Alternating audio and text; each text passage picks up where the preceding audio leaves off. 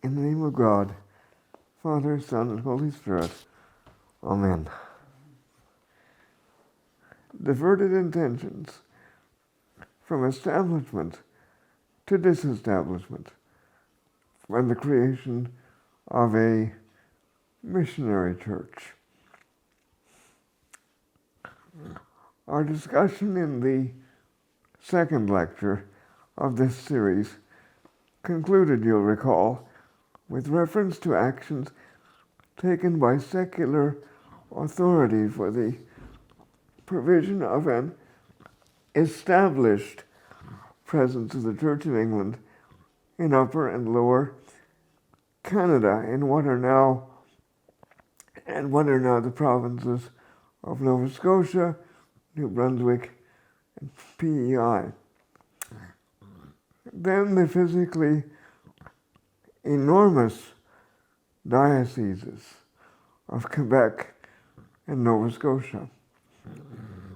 This was, as again we reviewed in the previous lecture, at least in part, a reaction to the established presence of a French Catholic majority in Quebec and the arrival of a variety of free church settlers in the newly independent and from the newly independent United States of America and from Europe.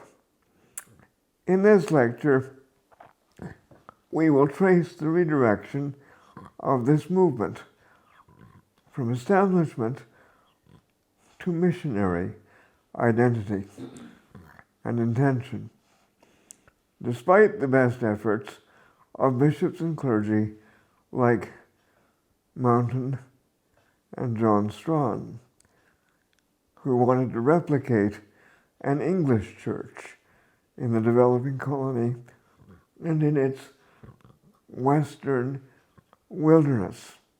In 1799, a Scots clergyman named John Strawn arrived in the town of Kingston to act as tutor to the children of, in inverted commas, prominent loyalist settlers. Originally a Presbyterian, Strawn converted to Anglicanism and was ordained to the priesthood by Bishop Mountain in 1803.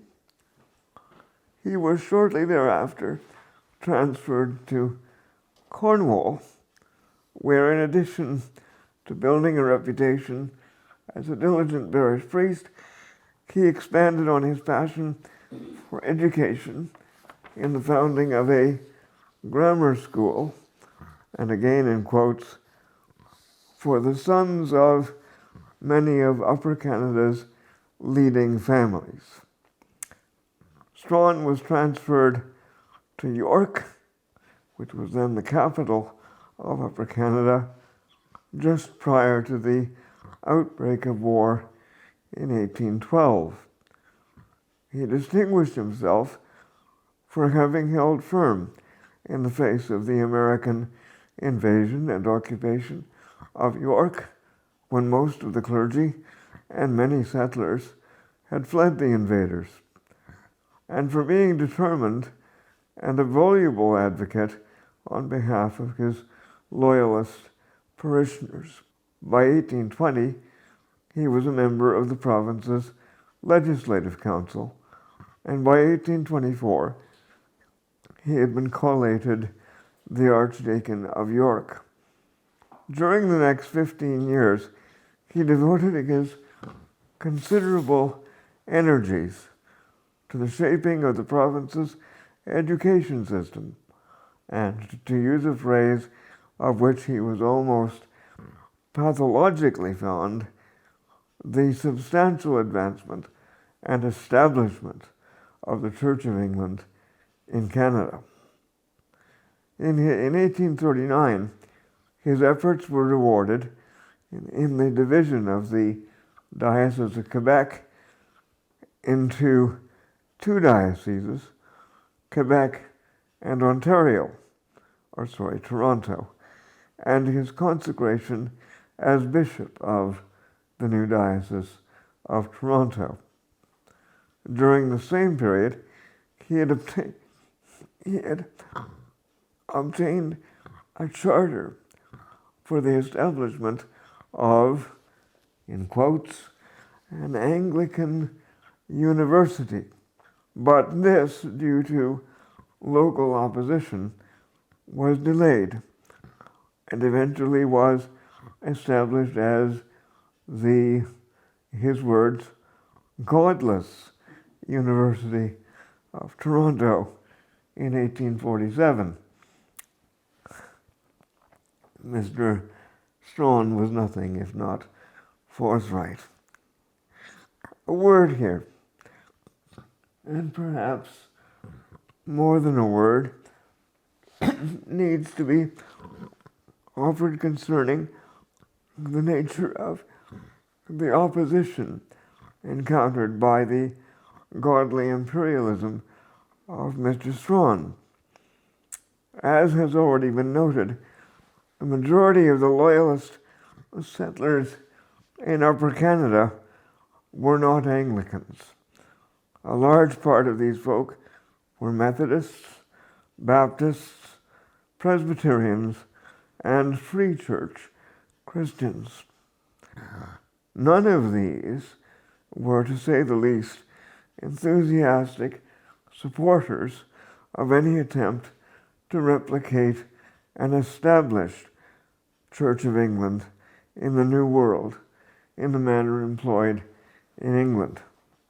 The opposition to Strachan's efforts found a unified focus in the advocacy of a separation of church and state in the new province, and especially in its educational institutions. The voice of opposition found its champion in Egerton Ryerson. Ryerson's ecclesiastical career had its beginnings as a circuit preacher in the Methodist districts of York and Cobourg. He rose to public notice and notoriety in his public refutation of the sermon that Strachan preached at Bishop Mountain's funeral in 1825.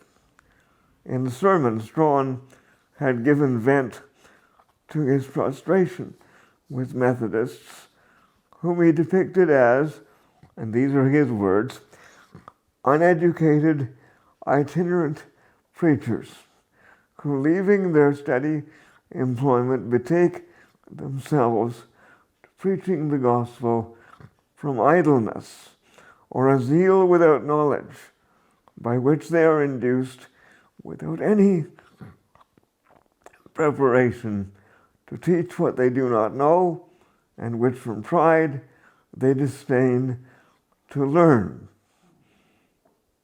Good ecumenism.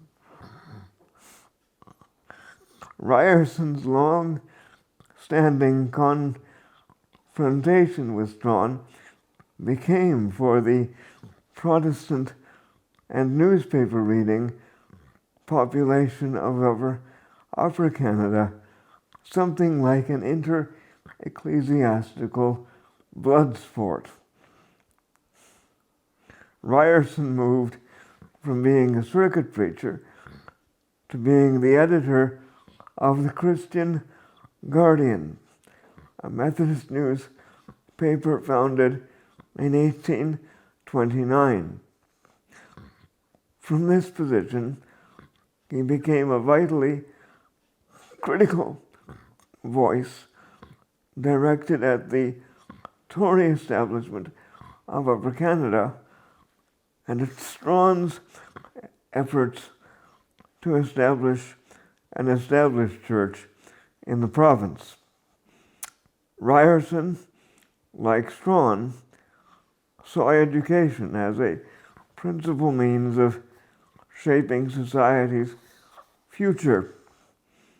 And that passionate commitment saw him appointed to the position of superintendent of schools in Upper Canada in 1844, where he remained for the next 3 decades.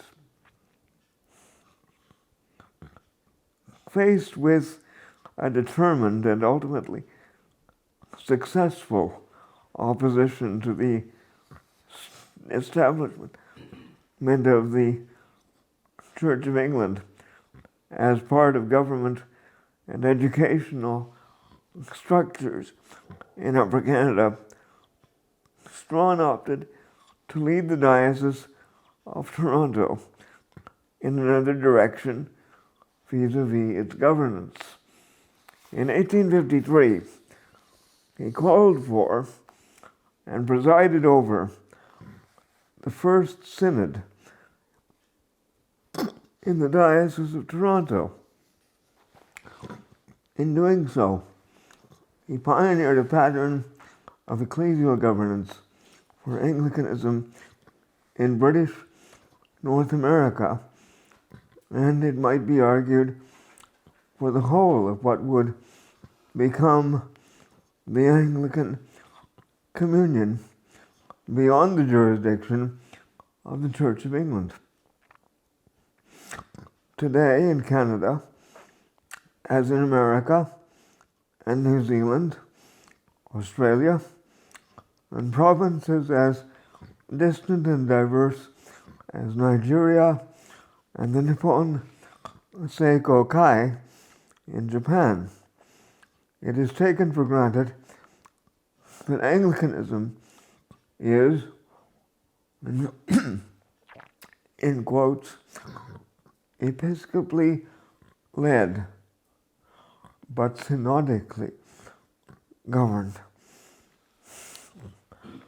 While prior to this event, in 1853, it might be argued that there had been gatherings of regional clergy for the purpose of electing bishops,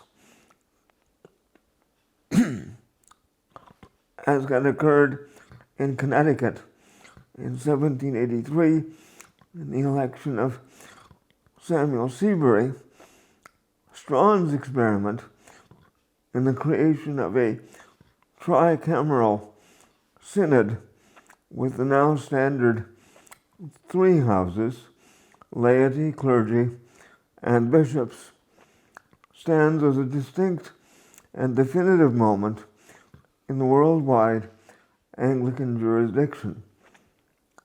And for the Anglican presence in Canada, this was a defining moment as well, in the sense that it was from this point on that the established church agenda was effectively abandoned.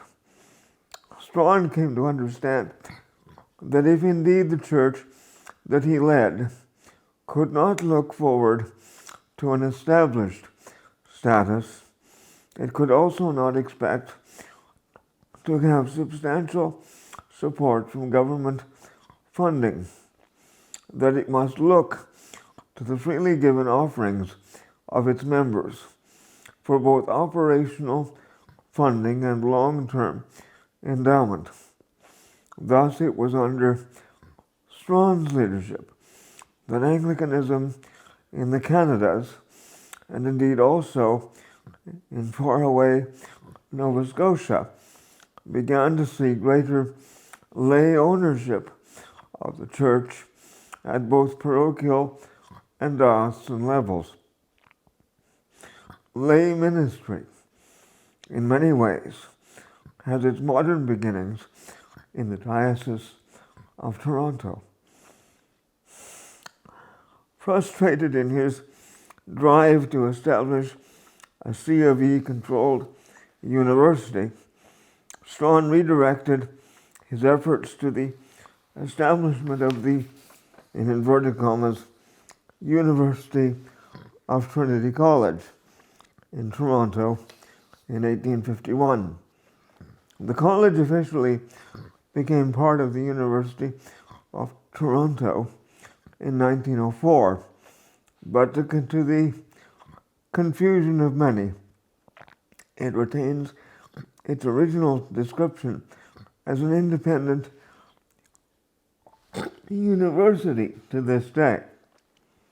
Strawn, both a convert to Anglicanism and an enthusiastic adherent to the High Church theological and liturgical renewal of the Oxford movement and its Tractarian clergy like Cable, Pusey, and Newman, did his best to encourage Anglo-Catholicism as the major practice in the diocese, which was staffed mainly by a new generation of clergy who have been trained and formed at Trinity.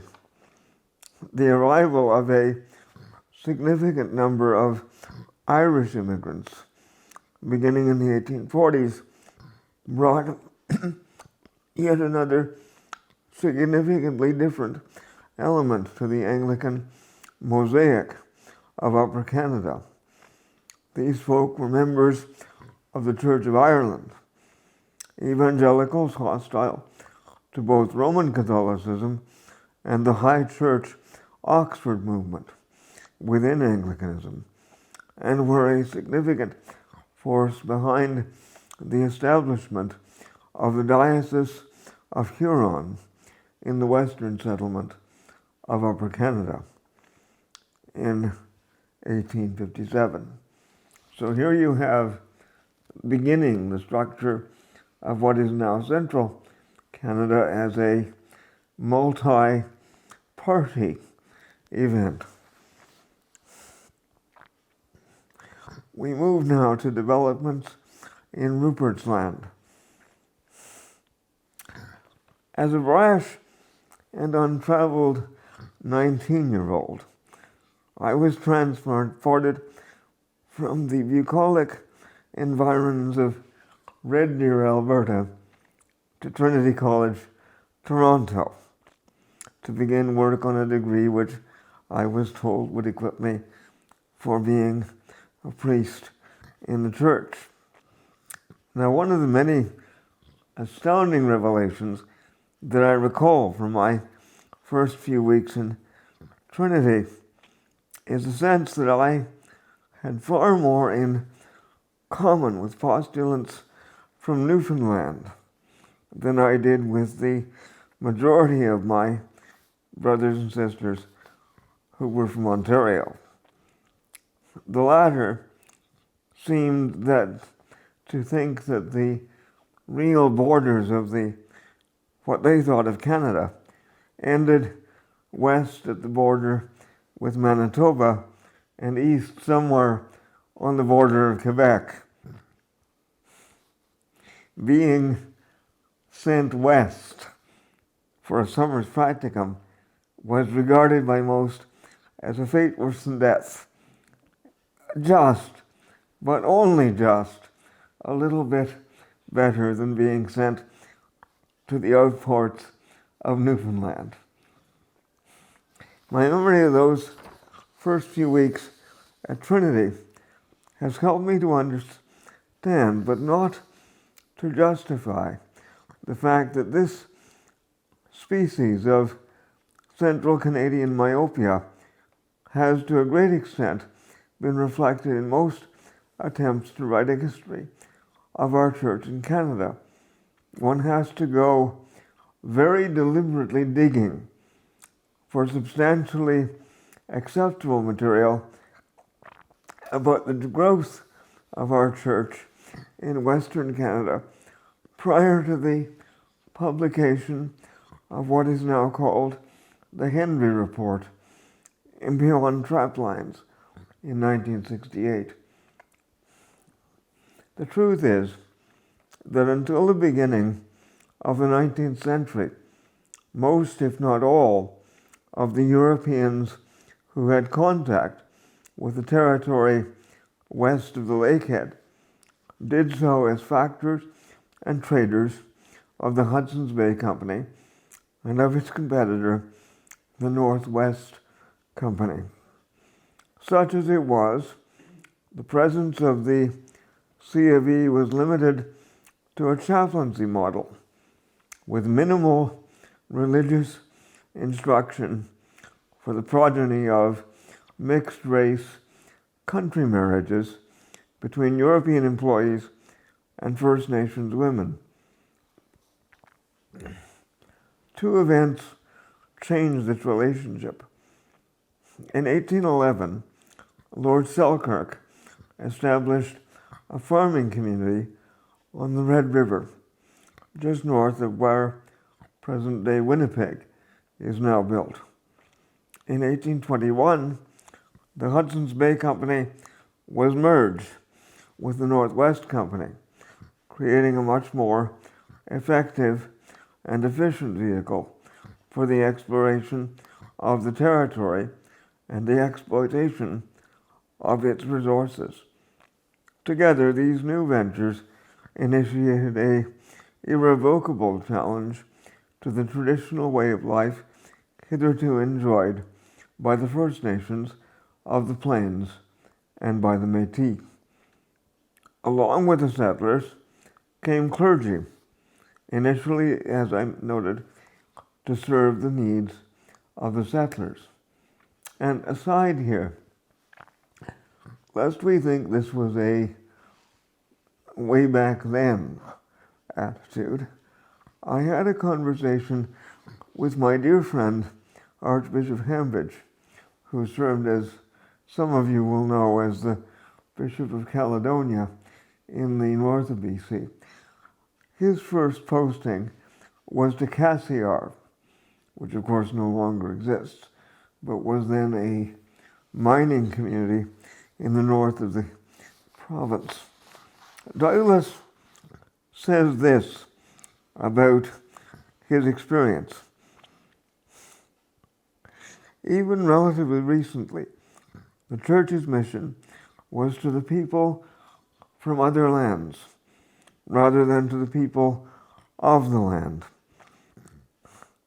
There was a chaplaincy attitude when I was first appointed to Cassiar on the Yukon border, coming from a parish in eastern London. I was to service the little mining community, at least all the non-Roman Catholics in it. I was not expected to have anything to do with the little settlement of First Nations folk a mile or so outside of Cassiar. Denise and I found them, and we had visits with them every Sunday afternoon, but that was not part of the bishop's expectation of me. I recall an old parish register had this entry on Sunday morning attendance: men, women, children, and heathens. And that was only something like 40 years ago.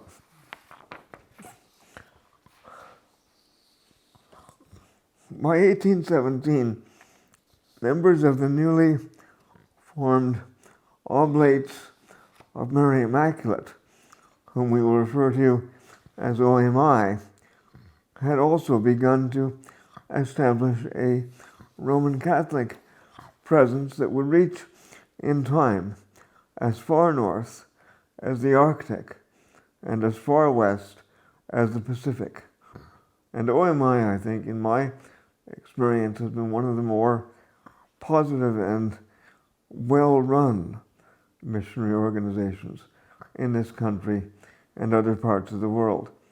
I worked with an OMI priest when I was rector of Salt Spring, and Father Jules and I became very good friends and colleagues, and I was very impressed with his work among the heathens of Salt Spring Island, of which there are many.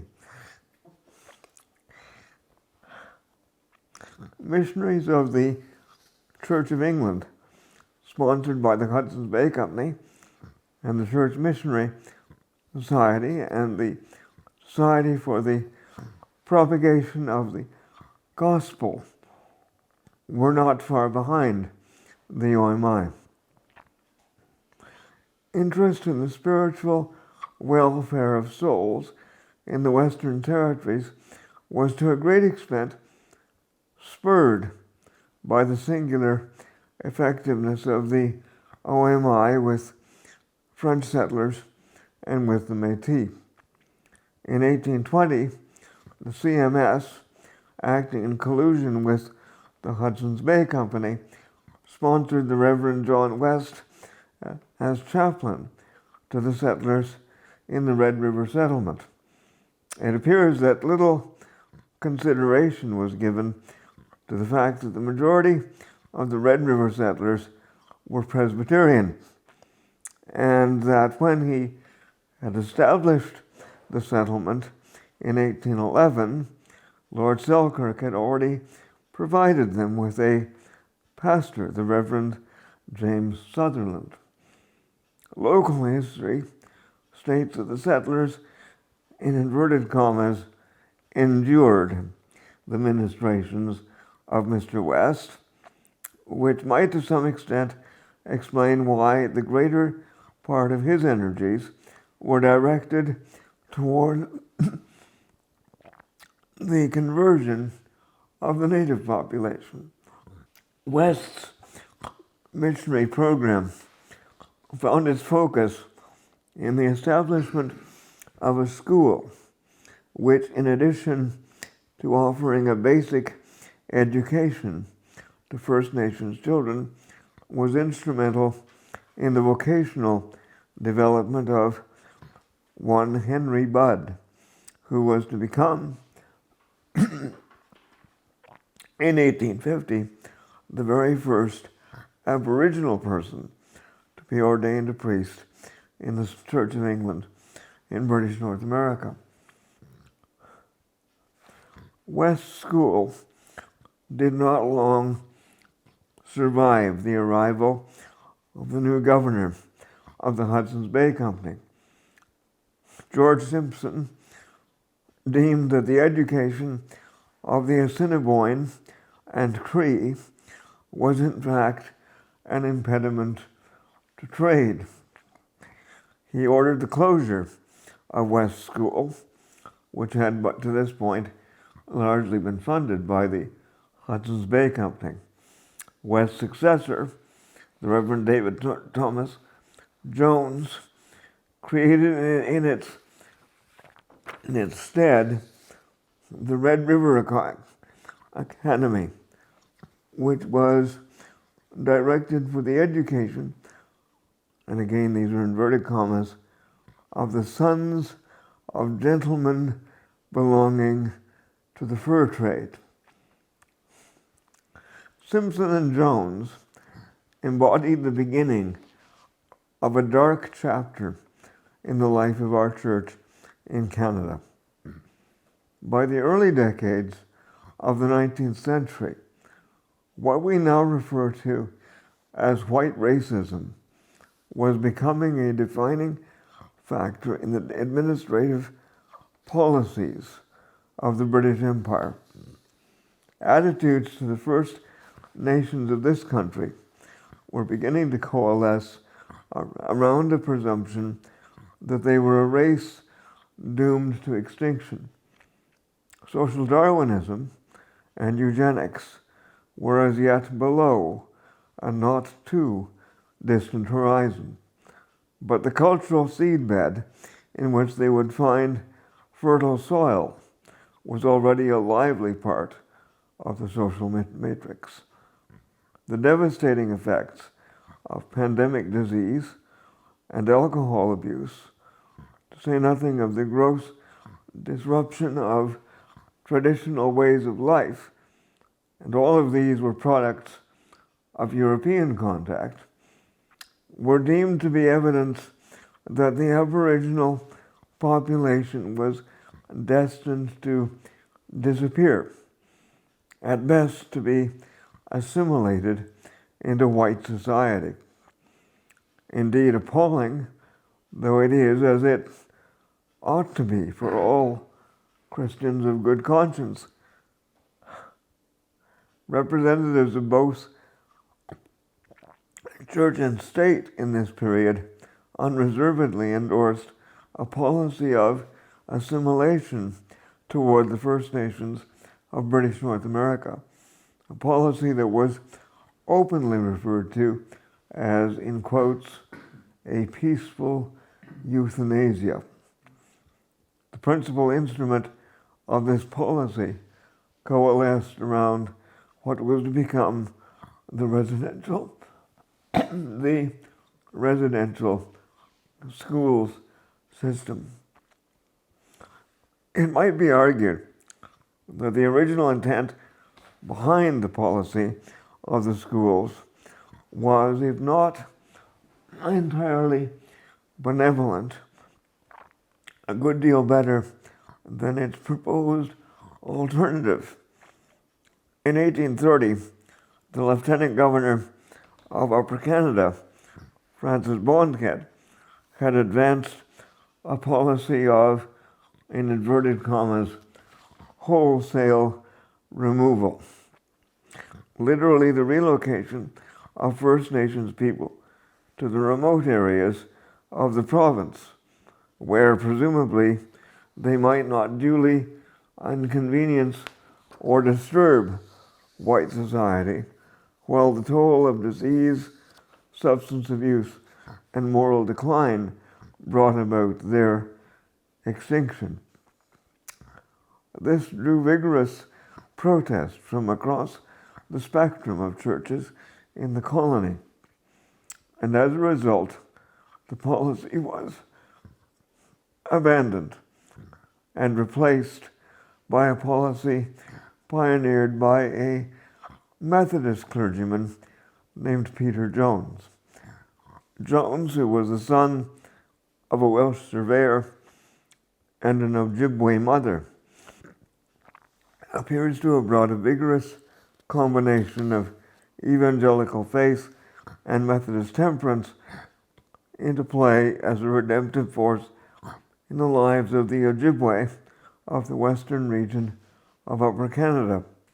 Model villages were established at places like Munsey, Walpole Island, and Sault Ste. Marie. These were funded by the Church of England's newly formed Society for the Civilizing and Converting of the Indians and propagating the gospel among destitute settlers. And you get there the kind of social distinction intended. It was mission, but it was mission to a certain group of people who were going to stay in their group. There was no sense of betterment involved. One discerns an Anglican variation on George Whitefield's time-honored saying about not letting the devil, or in this case, the Methodists, have all the best tunes.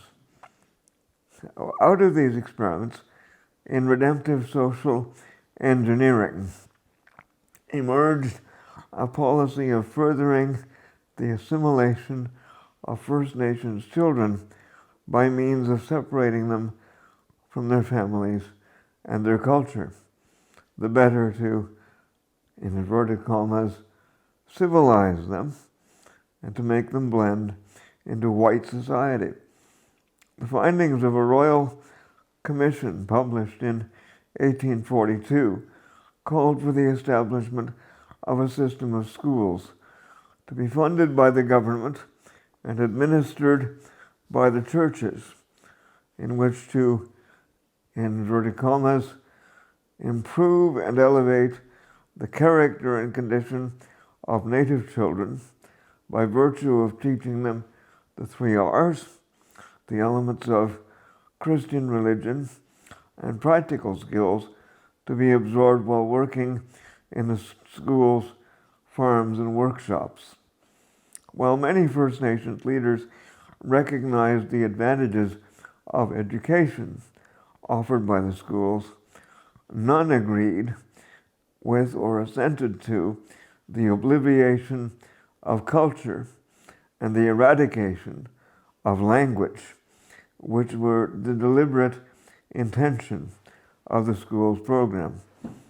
It should be obvious, but here it must be reiterated, that no one, white or First Nations, anticipated or approved of the physical and sexual abuse that were perpetrated by certain wicked individuals employed in the school system. The Anglican Church of Canada's residential schools participation in the residential school system ended as a result of the publication of the Henry Report in 1968.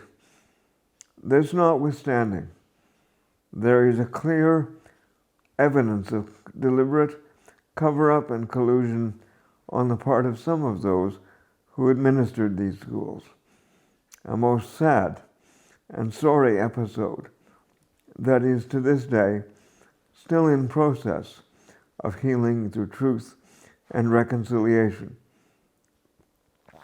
And I may add a personal footnote here. At the age of 11, I spent 6 months in a place called the Glenrose in Edmonton, which was a residential school for disabled children. I was recovering from surgery. The abuse I encountered there has stayed with me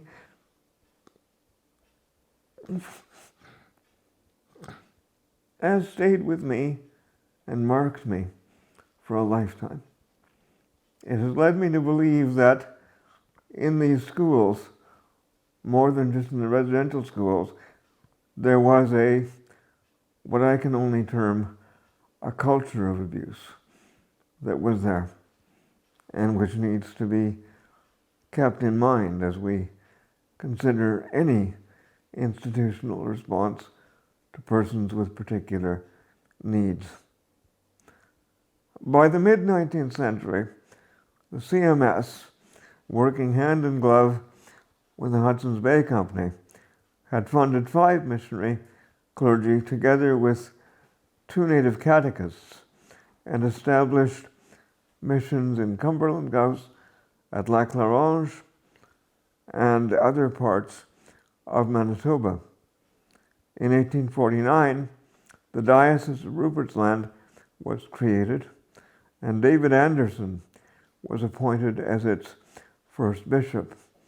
One of Anderson's first actions was to recreate the Red River Academy as St. John's College, with a mandate for the training of native candidates for the clergy.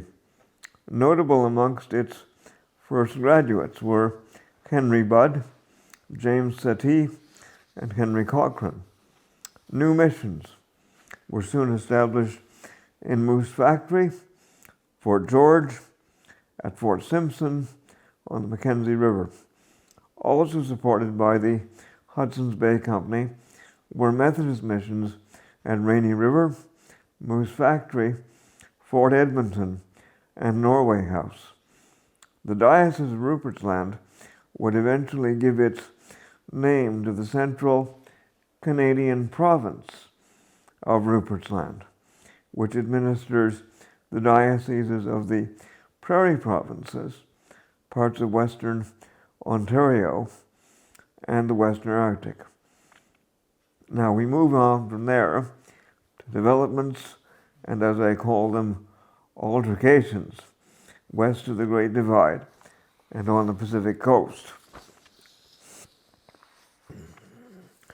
West of the Great Divide, the first organized appearance of European Christianity arrived in Fort Vancouver with Roman Catholic missionaries from Quebec in 1838. Father Pierre de Smeck, a Jesuit, is credited as beginning work among the peoples of the Kootenay and Okanagan regions in the early 1840s, and Father John Nobley worked among the people of New Caledonia at about the same time. The OMI arrived on the west coast in 1858, and as in other regions, was instrumental in establishing a substantial presence on behalf of Roman Catholicism. As in other parts of Western Canada, the partnership with the Hudson's Bay Company and the CMS was instrumental in the establishment of an Anglican presence on the west coast and in the western interior. As in other regions, this relationship was, to say the least, fraught with tensions created by the disparate agendas inherent in the partnership. The Reverend Herbert Beaver arrived at Fort Vancouver in 1838. Finding that most of the employees of the Hudson's Bay Company were Catholic, and they were people who had formed country marriages with First Nations women, Beaver embarked on a vigorous campaign against popery and unhallowed connections. One wonders what sitting through a sermon on those things was like. His disruptive behavior and his preaching brought him to blows with the Hudson's Bay factor. And after coming off second best in a literally physical altercation with this gentleman, Mr. Beard departed in ignominious haste. The Hudson's Bay Company, quite understandably, in my opinion, took its time in replacing him. In 1857, the CMS sponsored a lay minister, William Duncan, to undertake missionary work among the Tsimshian First Nation based at Fort Simpson on the Nass River. By 1862, Duncan's efforts had resulted in some 58 converts.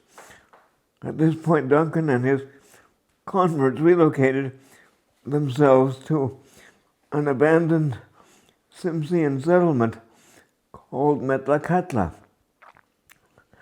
Duncan wanted to, in his words, isolate his followers from the sinful miasma of the community at Fort Simpson. And soon there appears to be evidence that he suffered from what modern analysis would have termed religious megalomania. The pattern that was expected by the CMS was that after attracting a critical base of converts, missionary clergy would identify and train native candidates to be catechists and candidates for holy orders. Duncan, though eminently successful in establishing an alcohol-free and morally regulated settlement, he even had his own cadre of moral constables, indigenous enforcers who came down hard on those deemed to be sinful, refused to nominate candidates for either catechist or holy orders. He was also apparently convinced that there was no need for the celebration of the Holy Eucharist in his mission, perhaps because, not being in holy orders himself, he would have had to allow the community to receive the ministry of another member of the clergy.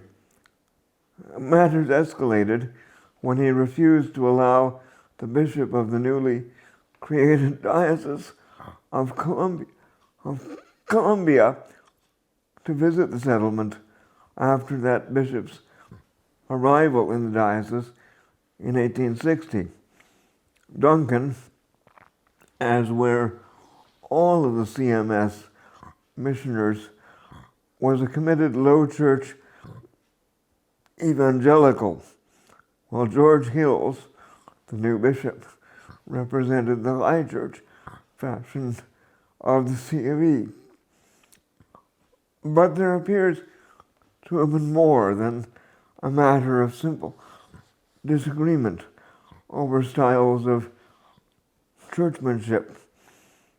Evidence from the diaries and other records of other CMS missioners clearly indicates that they found him excessively overbearing and impossible to work with. Duncan's missionary agenda also involved a complete rejection of what he termed, in inverted commas, the deadening and enthralling influence of heathen customs. Bishop Hills does not appear to have pushed the issue of visiting the settlement, perhaps because of the great distance between the sea city of Victoria and the Nass Valley.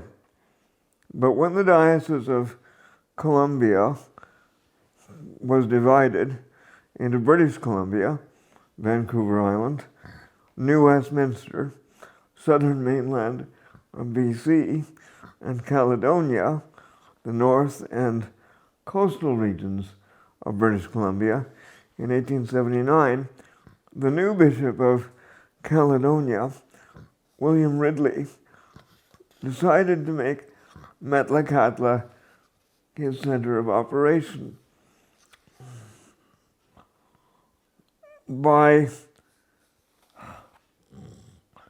Although Ridley himself was an evangelical, he also found Duncan's megalomania a definite problem.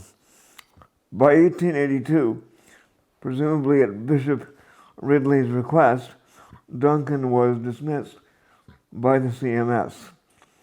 A defiant Duncan and his followers left Metlakatla and settled in Alaska, where they founded a settlement which they called New Metlakatla. There he founded a new non-denominational, independent native church. Whilst there is no incontrovertible evidence to support the suspicion, local tradition associates Duncan and his followers as being culpable in the burning of the huge twin-towered church in Metlakatla. Archbishop Douglas Cambridge, who was Bishop of Caledonia between 1969 and 1980, confirms that he thought everyone knew he was behind it. I don't know, he says, if Ridley actually named the big church as his cathedral, but I do know that he put his episcopal chair there. It was rescued from the fire, and it was still there in my time. I actually sat on it, says Douglas.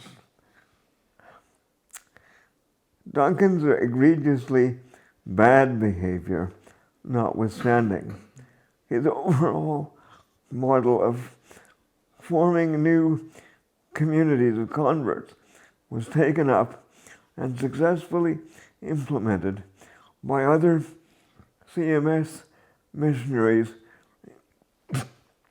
in Caledonia and in the provincial interior. Notable are the efforts of W.H. Collison at Masset among the Haida, of J.B. Good at Litson, and of a medical missionary called Robert Tomlinson at Kincolas among the Nisga'a. I had the privilege of having Collison's grandson, who was also a William Collison, although he went as Bill, as a parishioner when I served in Parksville, and I was given by him a copy of his grandfather's book, In the Wake of the War Canoe, which is a very interesting early history of our mission in northern BC. Now, the episodes involving the intemperance of Mr. Duncan lead me to recall an interesting bit of local history pertinent to our churches here in Victoria. Throughout this discussion, you will have noticed the reference has been made from time to time to the creation and division of dioceses. There was no jurisdictional body in British North America, nor in any of the other British colonies, with the authority to effect these changes. The creation of the Diocese of Columbia in 1859 is a good case in point. The diocese was created at the request of Sir James Douglas, the first Lieutenant Governor of the colonies of Vancouver Island, by an action of Royal Letters Patent issued by the Crown through the British Colonial Office in London. The appointment and consecration of George Hills by the Archbishop of Canterbury was done without consultation or reference to the Anglicans living within the newly created diocese. This was in no way unusual. Rather, this was the way in which such things were accomplished as the Church of England participated in the expansion of British hegemony across the globe. In the case of the Diocese of Columbia, however, a degree of consultation might have saved a good deal of anguish.